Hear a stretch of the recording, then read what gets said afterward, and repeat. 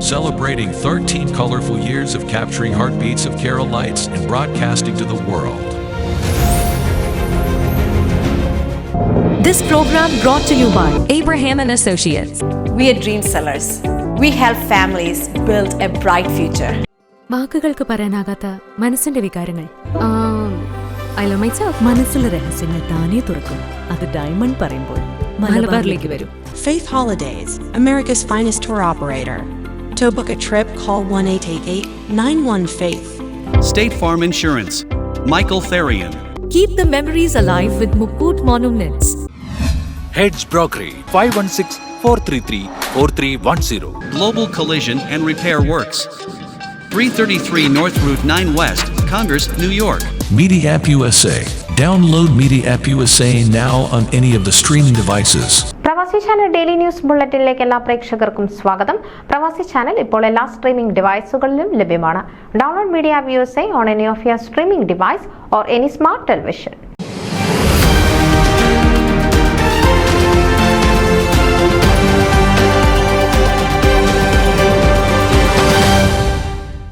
India press club of north America IPCNA online മാധ്യമ seminar സംഘടിപ്പിച്ചു.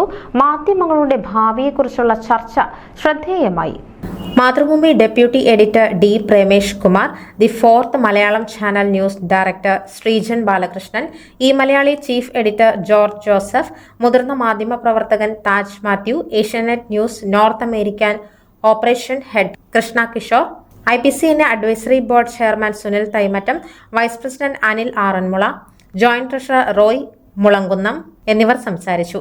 Joint secretary ആശ Mathew moderator ആയിരുന്നു. Secretary Shijo പൗലോസ്, treasurer Vishakh Cherian എന്നിവർ seminar സംഘാടനത്തിന് നേതൃത്വം വഹിച്ചു. കേരള പ്രസ് അക്കാദമിയുടേതടക്കം നിരവധി അവാർഡുകൾ കരസ്ഥമാക്കിയ പ്രേമേഷ് കുമാർ ട്രാൻസ്ഫോമിംഗ് ടെലിവിഷൻ എന്ന വിഷയത്തെക്കുറിച്ച് ആധികാരികമായി സംസാരിച്ചു. അച്ചടി മാധ്യമങ്ങളെ ടെലിവിഷൻ മാധ്യമങ്ങളുടെ പ്രചാരം ബാധിച്ചിരുന്നു. ഇന്ന് ഓൺലൈൻ മാധ്യമങ്ങളുടെ കടന്നുവരവ് ടെലിവിഷൻ മാധ്യമങ്ങൾക്ക് വെല്ലുവിളിയാവുകയാണ്. എന്തും വിരൽത്തുമ്പിൽ ലഭിക്കാൻ വെമ്പുന്ന യുവതലമുറ പരമ്പരാഗത മാധ്യമങ്ങളെ ഉപേക്ഷിച്ച് ഓൺലൈൻ മാധ്യമങ്ങളിൽ ആകൃഷ്ടരാകുന്നു എന്നത് വസ്തുതയാണ്, പ്രേമേഷ് കുമാർ അഭിപ്രായപ്പെട്ടു. നിർമ്മിത സാങ്കേതിക വിദ്യ അഥവാ ആർട്ടിഫിഷ്യൽ ഇന്റലിജൻസ് വരും കാലങ്ങളിൽ മാധ്യമരംഗത്ത് വിപ്ലവം സൃഷ്ടിക്കുമെന്ന് സൂചിപ്പിച്ച അദ്ദേഹം AI ഒരിക്കലും മാധ്യമപ്രവർത്തകർക്ക് പകരക്കാരാകില്ലെന്നും വിശ്വാസം പ്രകടിപ്പിച്ചു. പരീക്ഷണാത്മകമായി ചൈന 2018 തന്നെ AI ആങ്കർമാരെ അവതരിപ്പിച്ചു. 2023 ഇന്ത്യയിലും അത് തുടങ്ങി. കന്നഡ ന്യൂസ് ചാനലായ പവർ TVയാണ് ദക്ഷിണേന്ത്യയിൽ ഇതിന് തുടക്കം കുറിച്ചതെങ്കിൽ മലയാളത്തിൽ ആ ക്രെഡിറ്റ് മീഡിയ വണ്ണിന്റെ പേരിലാണ്. 90കളിൽ ദൂരദർശൻ വന്നെങ്കിലും പത്രങ്ങളുടെ പ്രചാരത്തെ ബാധിച്ചില്ല. മലയാളത്തിലെ ഏഷ്യാനെറ്റ് ആണ് ആദ്യമായി ഇന്ത്യയിൽ തത്സമയം വാർത്ത സംപ്രേഷണം ചെയ്തത്. 2000 സ്വകാര്യ വാർത്താ ചാനലുകളുടെ സുവർണകാലം വന്നു. അടുത്ത ദശകത്തിലാണ് ഇന്റർനെറ്റിന്റെ കടന്നുവരവും ബാൻഡ്വിഡ്ത്ത് വിപ്ലവവും തന്മൂലം സമൂഹ മാധ്യമങ്ങളുടെ പ്രചാരവും വർദ്ധിച്ചത്. വീഡിയോ കണ്ടന്റുകൾക്ക് കൂടുതൽ പ്രേക്ഷകരായി. ലോകത്ത് 58.4% പേരും സമൂഹ മാധ്യമങ്ങൾ ഉപയോഗിക്കുന്ന കാലമാണ്. വാർത്താ ചാനലുകളും വാർത്താ റീലുകളും അഭിമുഖങ്ങളുടെ പ്രധാന ഭാഗങ്ങളും സോഷ്യൽ മീഡിയയിൽ നൽകാൻ നിർബന്ധിതരായി. വൈവിധ്യത്തോടൊപ്പം അവിടെ വെല്ലുവിളികളുമുണ്ട്. 18 മുതൽ 34 വയസ്സ് വരെയുള്ള അമേരിക്കക്കാർ അവരുടെ വീടുകളിൽ സാറ്റലൈറ്റ് ചാനൽ സബ്സ്ക്രിപ്ഷൻ പുതുക്കുന്നില്ല. OTT പ്ലാറ്റ്ഫോമുകളിലേക്ക് അവർ നീങ്ങിക്കഴിഞ്ഞു. ഈ ട്രെൻഡ് നാളെ ഇന്ത്യയിലും വരാം. ഒരുമിച്ചുള്ള TV കാഴ്ച ഇന്ന് കുറവാണ്. ഓരോരുത്തരും അവരവരുടെ അഭിരുചിക്കൊത്ത് ഓരോ റൂമിലിരുന്ന് ഫോണിൽ ഇഷ്ടമുള്ളത് കണ്ടാസ്വദിക്കും. ഓരോ ഫോണും ഓരോ TV എന്ന നിലയിലേക്ക് മാറി. ആൽഫ ന്യൂ എന്ന് വിളിക്കാവുന്ന പുതിയ തലമുറയുടെ അഭിരുചികളെ തൃപ്തിപ്പെടുത്തുന്ന കണ്ടന്റുകൾ സൃഷ്ടിക്കാൻ കഴിയണം. മാറ്റങ്ങൾ മുൻകൂട്ടി കാണുക എന്നത് പ്രധാനമാണ്. ന്യൂസ് റൂമുകളിലൂടെ വാർത്തകളുടെ ദൃശ്യങ്ങൾ എത്തിക്കുന്നതിന് മുൻപ് ദൃക്സാക്ഷികൾ മൊബൈൽ ക്യാമറയിൽ പകർത്തിയ വിഷ്വൽ സമൂഹ മാധ്യമങ്ങളിലൂടെ ആളുകളിലേക്ക് എത്തിക്കുന്നു. ദൃശ്യമികവ് വേണമെന്ന വാശി ഇല്ലാതായി. CCTV ദൃശ്യം പോലുള്ള ആക്ച്വാലിറ്റി വീഡിയോ കാണാൻ പ്രേക്ഷകർക്ക് താല്പര്യം കൂടുതലാണ്. ചാനലിലെ അവതാരകരെക്കാൾ യൂട്യൂബിലെയും ഇൻസ്റ്റാഗ്രാമിലെയും ഇൻഫ്ലുവൻസർമാരെയാണ് ആളുകൾക്ക് പരിചയം.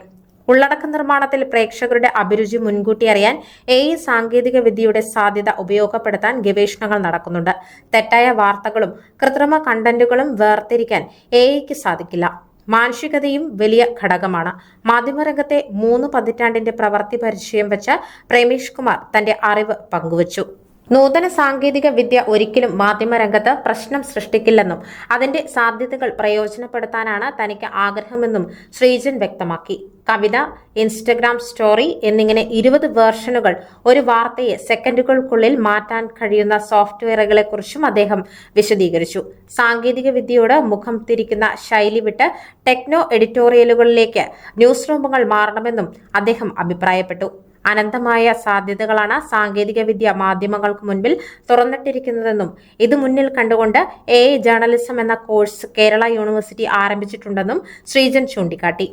നാട്ടിലെ മാധ്യമപ്രവർത്തകരുമായി ബന്ധപ്പെടുന്നതിലൂടെ പുത്തൻ അറിവുകൾ നേടാമെന്ന് ബോധ്യപ്പെടുത്തിയ സെഷനു വേണ്ടി ചെലവഴിച്ച സമയം സാർത്ഥകമായി എന്ന് ജോർജ് ജോസഫ് അഭിപ്രായപ്പെട്ടു.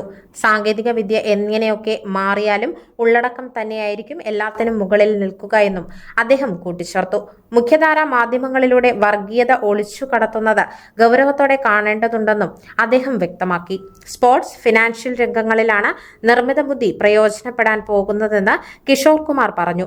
മലയാളത്തിൽ ലഭിക്കുന്ന റിപ്പോർട്ടുകൾ AI ഉപയോഗിച്ച് 10 ഭാഷകളിലാക്കുന്ന സ്വന്തം അനുഭവവും അദ്ദേഹം പങ്കുവച്ചു. പ്രായഭേദമന്യേ ഏവർക്കും മനസ്സിലാകുന്ന ഭാഷയിൽ വാർത്ത എത്തിക്കാൻ മാധ്യമപ്രവർത്തകർ തന്നെ വേണമെന്നും AIക്ക് അതിന് പകരമാകാൻ കഴിയുമെന്ന് കരുതുന്നില്ലെന്നും താജ് മാത്യു അഭിപ്രായപ്പെട്ടു. ന്യൂസ് ഡെസ്ക് പ്രവാസി ചാനൽ. നിങ്ങളുടെ വാർത്തകളും വിശേഷങ്ങളും ഞങ്ങളെ അറിയിക്കാൻ മറക്കണ്ട. news@pravasichannel.com അല്ലെങ്കിൽ editor@eMalayali.com എന്ന ഇമെയിലിലേക്കോ വാർത്തകൾ അയയ്ക്കുക.